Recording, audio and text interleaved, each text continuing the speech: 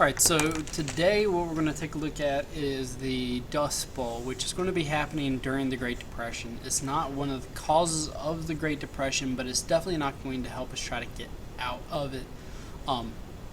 This poster is in your graphic organizer notes for the 1920s through the New Deal. It's in the mid area, so just look for it and look along with us, or just view the video and take a look at it afterwards. But I wanted to explain this because it doesn't necessarily make sense. I just put these graphic organizers or not graphic organizers, so these documents up here on this poster to just make a point, and there's not necessarily anything that leads you through the information, so we've got to pair it with this video. Alright, first things first. The Dust Bowl, where is it going to be occurring, is going to be in the Midwest, so just north of Texas. The main part that's going to be hit is Oklahoma and Kansas, northern Texas. But some of them are going to be, the other thing you got to remember about this is the Dust Bowl is going to occur for about 5 years. So every year it's going to expand and contract a little bit. So you have South Dakota's in it, Nebraska, other parts of Kansas and Colorado, and actually sometimes the Dust Bowl moves up into the prairie regions of Canada. And this is a huge issue. And the other thing I want to make sure you understand is that this is not a natural disaster in the strict sense of the word. Right? The causes for the Great Depression, or not the Great Depression, the Dust Bowl, are not necessarily just natural. True, it doesn't rain that much in that area of the country. If you take a look at the normal annual precipitation for 5 Dust Bowl towns, you got about 17-18 inches a year is normal. John Wesley Powell is going to be a very famous geologist, and he's going out west, and he's explaining that if you're going to do any farming in the west, you got to have 20 inches of rain a year, or it's going to become problematic. Well, the way we're getting around that is we're growing wheat and corn. So those are grasses, and they're going to be well suited for the climate as long as the climate stays normal. Come over to the annual precipitation though, and we see that it's not necessarily normal. Right? 1923 is an awesome year. They get twice as much rain as they usually get, which could be problematic as well because your crops may flood. 1924 is close to normal, 1931 is low, 1932 is above normal, but then you get 1934 and you only have about half as much rain as you usually have. 1935 is a little better, but still 4 inches under normal. 1936 is about 10 inches, so about half as much. So you're going to get hit for 3 years with very little rain. But very little rain does not this make. If you're taking a look at this picture, this is a picture of what the Dust Bowl actually is. You see the house in the background. This is the dirt. This is the soil, the sand that gets blown around. If you take a look, this is a Model T Ford that is buried in sand up to the door, up to the top of the door. So that's about a 3 to 4 foot sand berm that's been blown around in a dust storm. Just being dry doesn't mean the sand, 3 years of just dry conditions doesn't make a desert like this. There's got to be something else going on. And really what happened is the grass. The grass is what counts. The grass is, if you think about grass, you got let me get into the screen. You've got the blades of the grass, but underneath the ground, right, you're going to have the roots down here.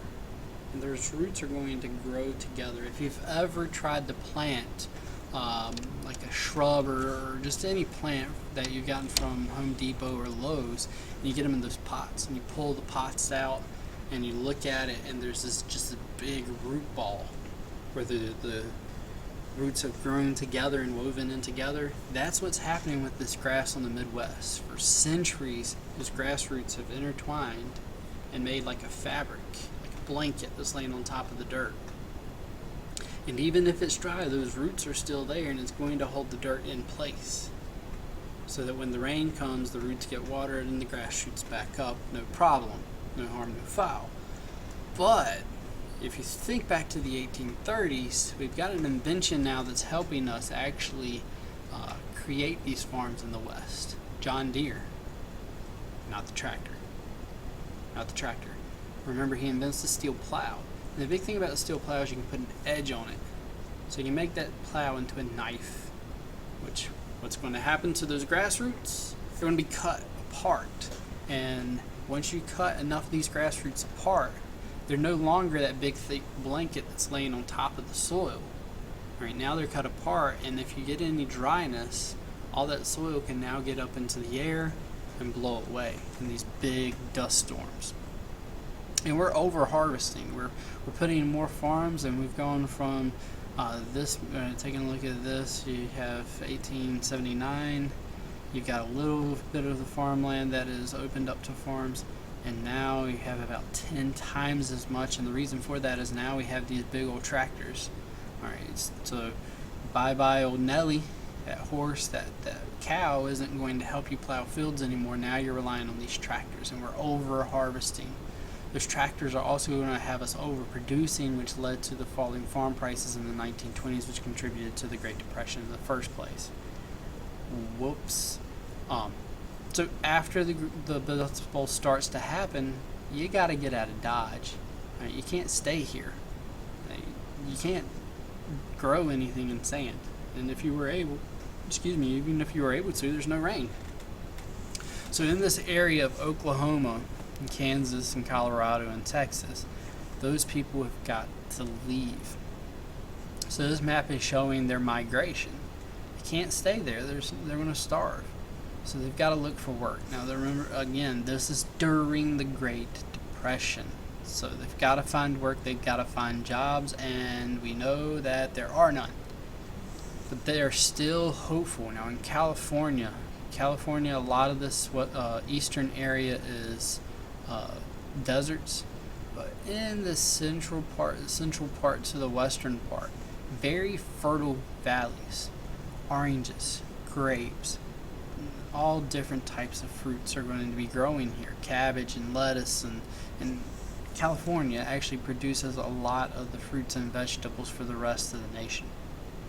So they're going to need things picked. Hopefully these guys can get over there and get jobs. Now it's going to be seasonal work, but it's going to be work.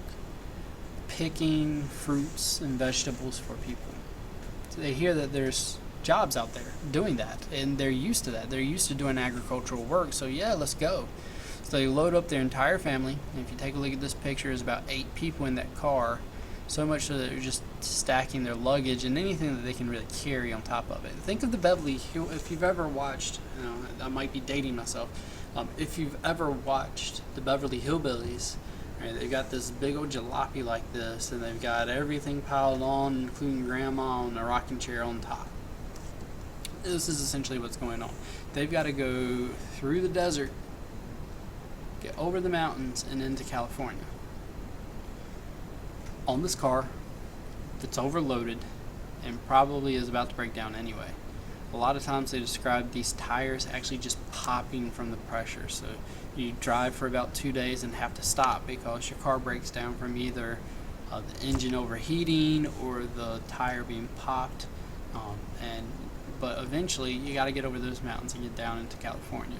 And when they get over into California, what they're finding is that the jobs have already been taken, and that the people in California who are in those towns don't want them there.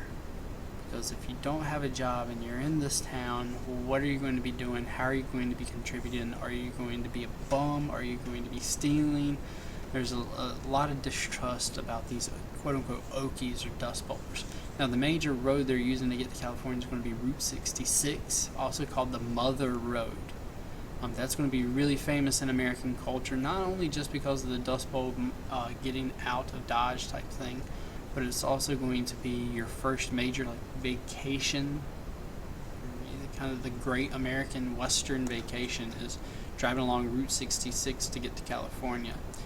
So the movie Cars, that Radiator Springs one, that's on Route 66. The highway comes along and makes it run down, but that is Route 66 connecting to the Dust Bowl.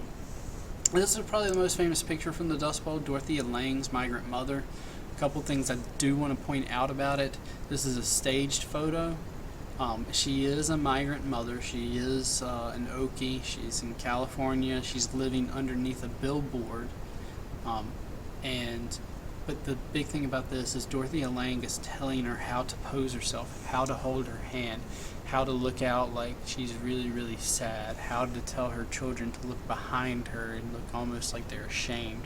And another thing I didn't know until the other day, she's actually holding onto this beam here. And if we blew this photo up or really, really large, you can actually see that there's a faint outline of her finger, her thumb. But what happens is Dorothea Lange looks at this and the thumb is distracting. The thumb is just making everybody look at the thumb and not actually look at this heartbreaking scene behind the thumb.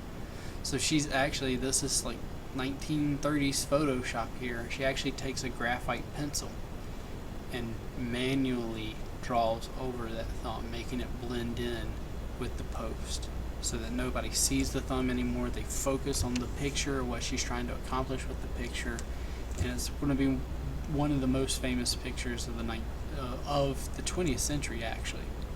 All right, so that was the Dust Bowl. Covered as quickly as I can. I probably could have covered it quicker if I didn't take breaths, but all right, so the Dust Bowl, and now we're ready to go on into how is the government going to get us out of this mess, or should they even get us out of this mess? So you're going to be listening to a rap battle between two economists, a guy named F.A. Hayek and John Maynard Keynes. They have two completely different ideas of how the government should be run as far as the economy is concerned. Now, the video you're going to watch, one thing I will say about it is part 2 of a series, and it's set almost in present day. So this is set in the 2008-2009 financial crisis, and it's set up as Congress wants to talk to these guys again. Right? They were the big ones that are leading this debate in the 1930s about whether the government should get involved in helping us get out of the Great Depression or not. So now that we're faced with the economic crisis again, let's see what they have to say about it. But it has a lot of connections back to the 1930s financial situation. So read over the lyrics once, then you'll play the video and watch them actually battle it out and do their rap. On the back is going to be a checklist, and you just, does this claim, is this from Hayek or is this from Keynes? Put a check mark where it goes. And then review that, and then we'll get ready to change the guard. We'll go to the 1933. FDR comes in, he's going to change what the government's doing, and we'll talk about the New Deal and the programs that he's going to implement.